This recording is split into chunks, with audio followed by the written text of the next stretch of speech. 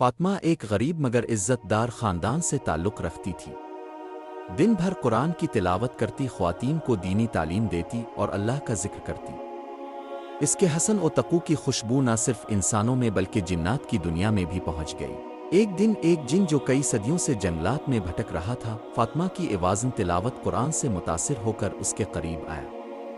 اس کا نام اوشایان تھا اور وہ ایک مسلمان جن تھا مگر دنیاوی فتنوں سے متاثر ہو کر ران ہدایت سے ہٹ چکا تھا۔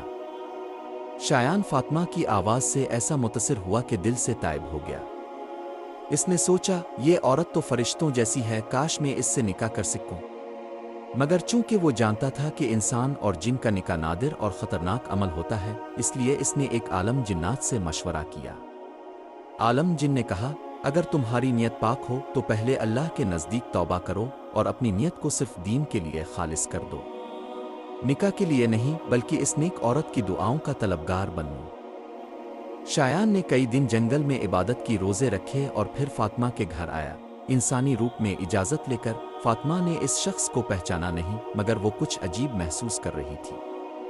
شایان نے مدب انداز میں کہا، اے محترمہ، میں ایک بھٹکا ہوا مسلمان ہوں جس نے آپ کی تلاوت سے ہدایت پائی ہے۔ میں چاہتا ہوں کہ آپ میرے لیے دعا کریں کہ اللہ مجھے مکمل ہدایت دے اور میرا دل ہمیشہ قرآن کے نور سے منور رہے۔ فاطمہ نے خوش دلی سے کہا، یہ اللہ کا احسان ہے نہ کہ میرا کمال، میں ضرور دعا کروں گی۔